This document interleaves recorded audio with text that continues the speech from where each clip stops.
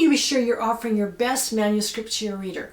Maybe you're self-publishing and you want to be sure that the quality of your work is excellent. So great, in fact, that it looks as if you've hired a professional editor, like myself, to go over it.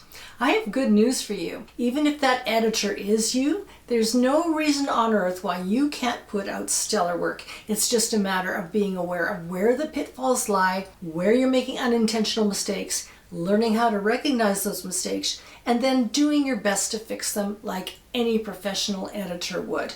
In this 5-part series, I'm featuring a weekly writer's checklist you can use to assess the quality of your own short story or novel. In parts 1, 2, and 3, I covered openings, characterization, action, and dramatic tension. Today, I'm offering you a checklist on writing your climaxes. Next week, and to wrap up this series, I'll give you a checklist to cover all of the niggly and necessary details that every writer must do and must be aware of involved with copy and line editing. I'm Susan McGregor, a professional writer and editor with over 30 years of experience. I've edited magazines, anthologies, and novels. Currently, I'm an editor with On Spec magazine, one of Canada's foremost magazines for fantasy and science fiction. Are you ready for part 4 on writing satisfying climaxes? How can you write a finale that satisfies your reader, makes them feel as if their life has been enriched because they've read your work, that they're better for knowing your characters and their world? Maybe they've had a good laugh, or maybe they've had a good cry. But one thing is for sure, they'll want to read your next book or story. Let's see what makes a satisfying end to either a novel or a short story. Grab a pencil and take some notes, because here we go.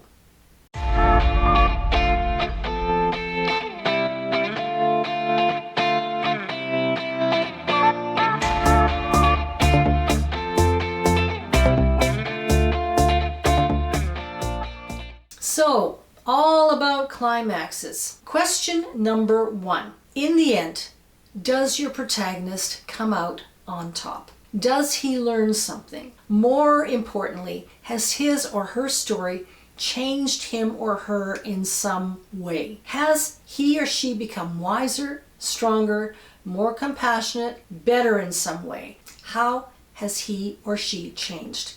This is crucial. We need to see by the end of the story, by your climax, that there is a sudden insight, a sudden understanding, a sudden change on the part of your protagonist. The situation has changed, they've learned something, they've become better. Question number 2. Is your end predictable? Now here is where you really have to be honest. The right answer here, of course, is no, but in a way, yes.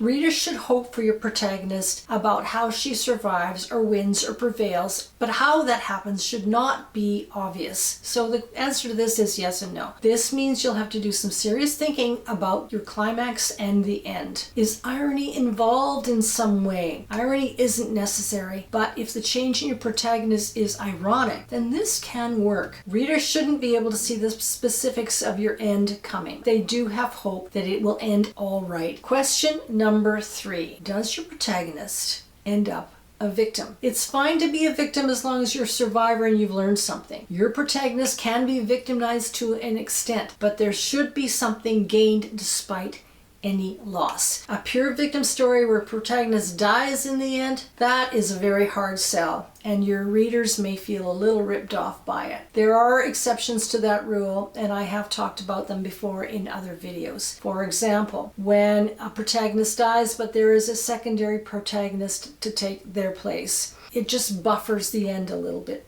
But generally, I would say most readers do want to see your protagonist solve their problem and end up on top in a better place than when they were when they began. Question number 4. All about theme. Does your theme finally become apparent? Theme should be subtle throughout your story, and I highly recommend it, but you don't bang that drum loudly. It's there, it's subtle. It should be obvious by the end. Theme is what makes a reader feel good about life. It satisfies them and allows them to experience things that they already believe in. For example, true friends stick together thick or thin, or power corrupts, but the truly strong will turn away from power for its own sake, etc. Theme gives a reader time to think about important issues and, at best, can restore their faith in humanity. Things come to a head, things are resolved, the protagonist understands their place in life, and then, probably in the denouement, which I'm about to talk about, theme becomes more evident. Question number 5, all about denouement. Do you have one? The answer to that is yes. Every climax, every ending needs a wrap-up where life for the protagonist and secondary characters goes on. Or in some cases, for the secondary characters, perhaps not. There's always insight involved. If you can answer all of these questions that I put before you today, you are well on your way to crafting a strong story, a great climax, and a strong end.